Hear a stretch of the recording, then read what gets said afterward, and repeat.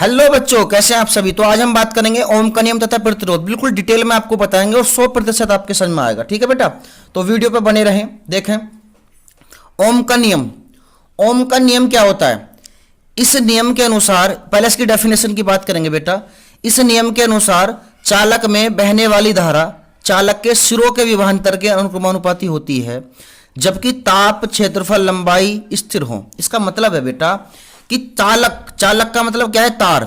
V अनुक्रमानुपाती होगा I के, मतलब V विभवांतर है और I क्या है? धारा। ये साइन जो लगा है ये अनुक्रमानुपाती का साइन है। तो विभवांतर किसके अनुक्रमानुपाती होता है? धारा के। ठीक है बेटा। अब यदि हम इसे डिटेल में समझें तो इस डायग्राम में देखें बेटा आप, ये दो डायग्राम है। यहाँ पे 5 वोल्ट की बैटरी लगी है, एक बल्ब लगा है। यहाँ पे 10 वोल्ट की बैटरी लगी है और एक बल्ब लगा है। तो यदि बेटा आप ध्यान से देखें, 5 वोल्ट की बैटरी जो लगी है, तो 5 वोल्ट की बैटरी के कारण बल्ब कम ग्लो करेगा, उसकी रोशनी इतनी नहीं होगी जितनी 10 वोल्ट के बल्ब की होगी। ठीक है बेटा, 10 वोल्ट से जो बल्ब जुड़ा है उसकी होगी। यानी कि यदि वोल्टेज कम है, V की वैल्यू कम है, तो I भी क्या होगा? कम होगा। जितने वोल्टेज कम उतनी धारा भी क्या होगी बेटा? कम। जितने वोल्टेज ज़्यादा V बढ़ेगा तो I भी बढ़ेगा। यहाँ पर 10 वोल्ट की बैटरी है, वोल्टेज ज़्यादा है तो करंट भी क्या होगा? ज़्यादा फ्लो होगा। यानी कि इलेक्ट्रॉन की संख्या जो होगी नेगेटिव सिरे से इलेक्ट्रॉन ज़्यादा निकलेंगे और बल्ब क्या होगा? ज़्यादा रोशनी करेगा। लेकिन बैटरी कम है तो इलेक्ट्रॉन की संख्या यहाँ पे कम होगी मूव करने की नेगेटिव सिरे से, तो इसलिए इलेक्ट्रॉन क्या होगा?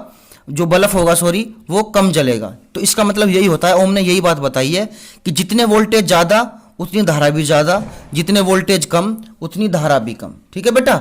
तो V अनुक्रमानुपाती का साइन हटाने पर यहाँ पे R आएगा। V बराबर IR बनता है ये पूरा। R जो होता है इसे कहते हैं हम प्रतिरोध। ठीक है बेटा।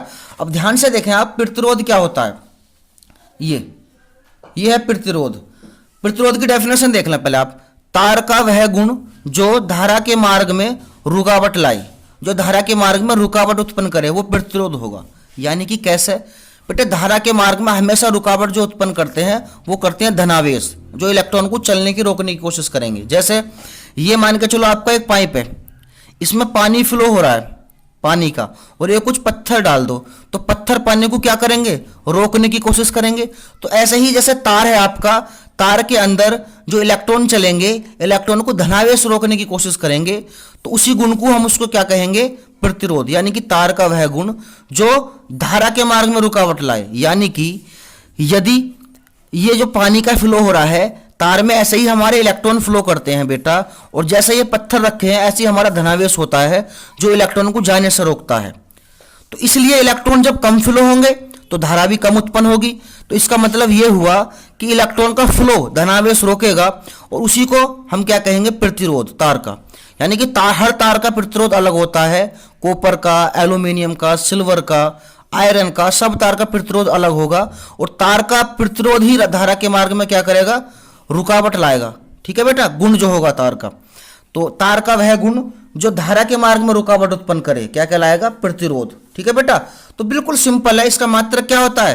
प्रतिरोध का मात्रक होता है ओम। ओम का ये साइन होता है। इस तरह से हम प्रतिरोध को शो करते हैं। ठीक है बेटा।